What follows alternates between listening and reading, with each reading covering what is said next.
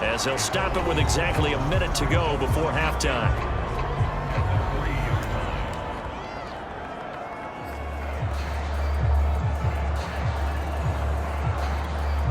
So they're backed up to the 3-yard line, 2nd and goal.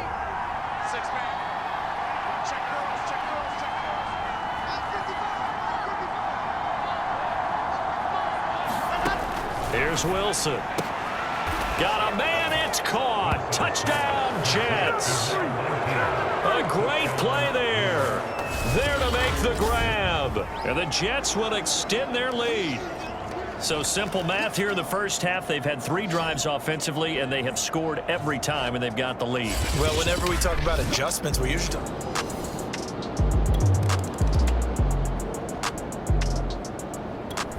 Jets offense coming up now to start their next drive. And they've got the lead, CD. What do you expect from them in this second half?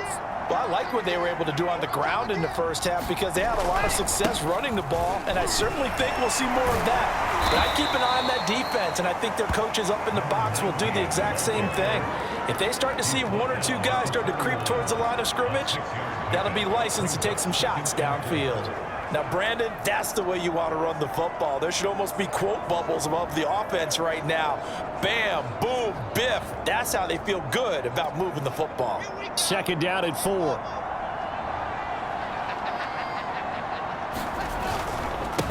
Now a handoff looking right.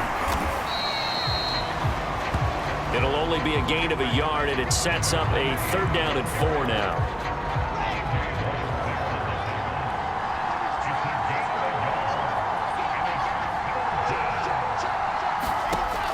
It's Wilson. Quick hitter here. It's complete. And he is going to have a Jets first down as they're able to get the 3rd down conversion.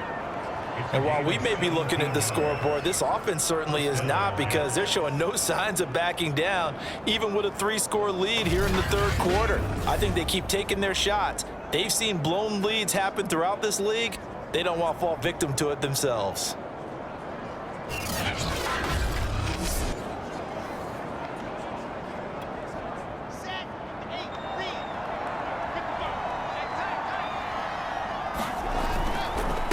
And he'll give it here to his running back. And nowhere really to go there. He'll take this up just shy of midfield. Just a yard on the first down carry, so it's 2nd and 9.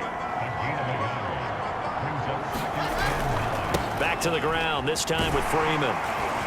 And this one goes nowhere. Losing yardage on the play back at the 46. This will be a loss of 3, and now a much tougher 3rd down looming. Wilson. Throw left side complete. That's Hodges. And he'll go down, but not before getting this inside the 30. And a good quarterback facing zone coverage. If he has just a little bit of time to survey the scene, that's what's going to happen. No doubt about it. If there's no pressure, he's going to continue to pick them apart because he'll have all that time to find someone open downfield. You can only cover for so long. So maybe they want to go to a zone blitz scheme, get a little bit more pressure. Remember when Carolina did that against Denver? They lost the game ultimately. They dropped the defensive end out, and he ended up with an interception in that game in Super Bowl 50.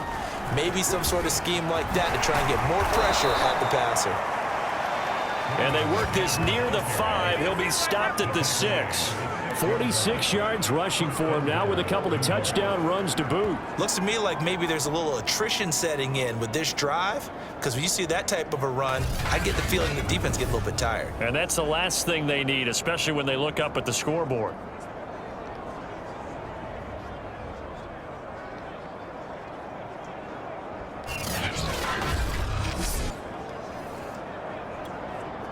This offense continues to be a hot knife through butter. 3 drives, 3 scores, and knocking on the door again on drive number 4. And the hole closes quickly here. He can fight only to about the 4. Give him 2 yards on that one. 2nd and goal now.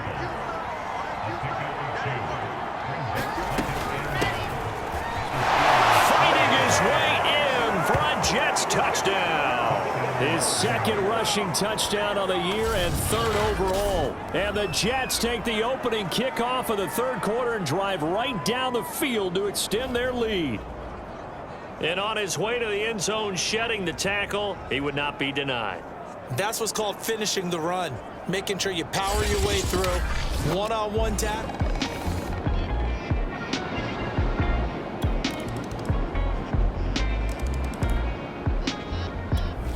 Jets offense coming up now to start their next drive. And now you've got the clock winding down here in the third quarter. You're 3 scores to the good. What's your approach on this drive? Too early to fully commit to playing the clock game. Yet at the same time, you're also not going pell-mell like you would in 2-minute offense. This is what NFL offenses call 4-minute football. Take the clock out of the game a little bit, wind it down, but at the same time, keep advancing the ball down the field.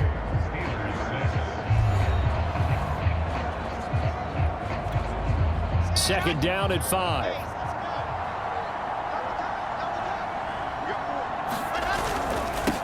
Now a handoff as they run left side.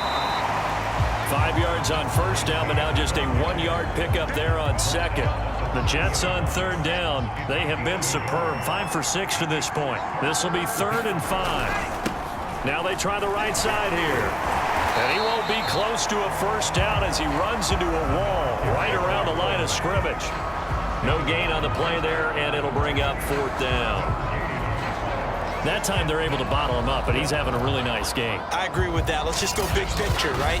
Every back that's in the Hall of Fame had carries where they didn't gain yardage or they lost yardage, but you stick with them, don't you? When they're having a good game, keep feeding them.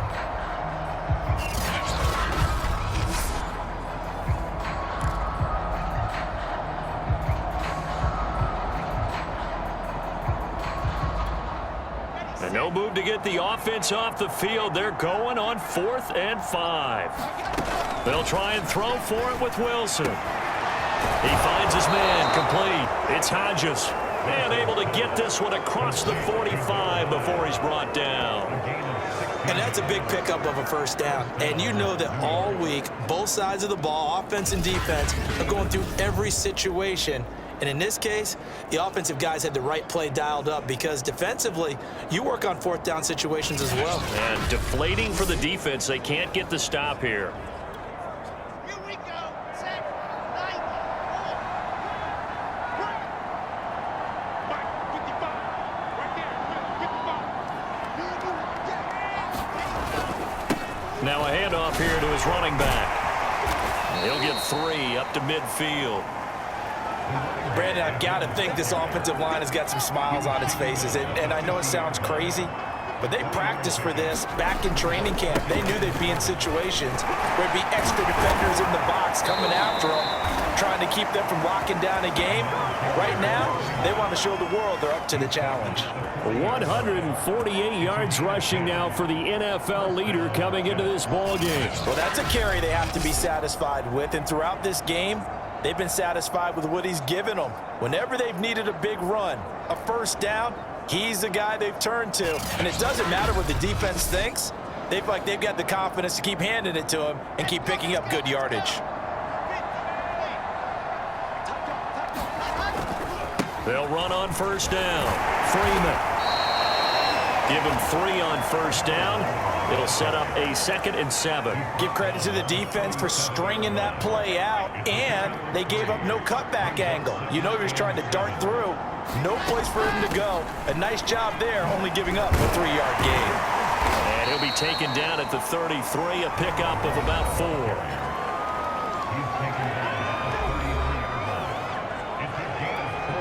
The Jets on third down. They've been very good, 5 for 7 thus far. This time it's 3rd and 3. They'll try and run some clock here as they keep it on the ground. And he will be very close to a first down, but I see the closed fist of the referee, and that means 4th down. Let's give a lot of credit to the offensive line. They've been able to move the ball really well on the ground the entire game, and while that wasn't a huge one, that's okay. They'll take them in short, steady bursts.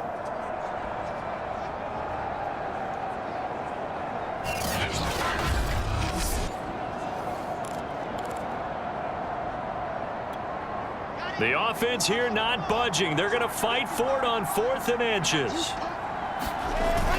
They'll run for it. It's Freeman. And this will depend on the mark. I'm not sure he pushed the line for.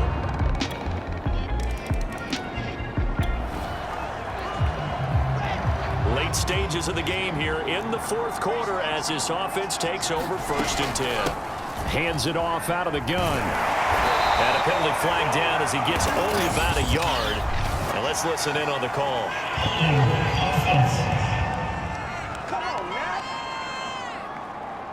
Can see this quite a bit on running plays where the guy's out wide. A lot of times, though, it doesn't get caught. You're exactly right, because it's away from the play usually, so a lot of it goes undetected. But I know this will surprise you. I coached some receivers in the offseason. We work a lot on hand placement and blocking downfield. Might want to take that course. Yeah, boy, it is tough to bring him down that time. He surges forward. He's going to get a full 6 out of that. 2nd down. From midfield now, here's Wilson. And this one incomplete. Too much contact to hold on to that one, and it's 3rd down. An incomplete pass on that last play, and that means they'll need to come up with something here on 3rd down. On the run, he'll let it go deep, right sideline. And unable to connect, incomplete. I'll give them credit, they took their shot, but it's going to bring up 4th down. And with things looking pretty good on the scoreboard, they're going to keep the offense out there and go for it here on 4th. And now following that last play, I do believe we're going to get a review here. Yes, indeed, the red flag is out. Did he keep those feet in bounds? That's the question they've got to decide. And I got to say, watching it in real time, it was awfully close. Yeah, it certainly looked like a heck of a catch because he didn't appear to bobble it, which could complicate things. But even with the benefit of replay, that's pretty tight. Well, here's the call.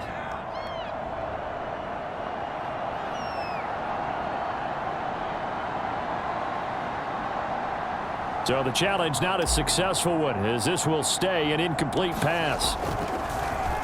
On 4th down, the punt team is on as this is sent away. So a change of possession here on the punt, and we have reached.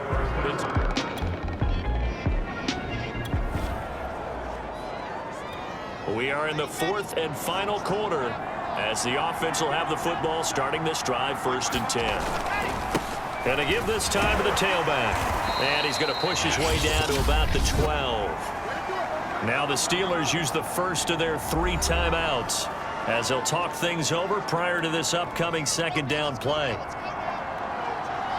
Well, their defense did the job. They got the turnover on downs. Now what can the offense do as they take possession? And here he'll get it down to the 7. The Steelers signal for the 2nd of their timeouts, as they'll get it with just under 90 seconds remaining. A good chance now to put this game on ice. This is 1st and goal. They'll try and run for it on 1st and goal. And a minuscule gain of maybe a yard from the 6 to the 5. Now the Steelers going to use their 3rd and final timeout as they'll talk things over prior to this upcoming 2nd down play. Here's Freeman. And he's going to take it in for a Jets touchdown. A great effort there with his 3rd touchdown so far, number 13 now on the year. And the Jets add on to their lead, and it's looking like that win streak is going to extend another week.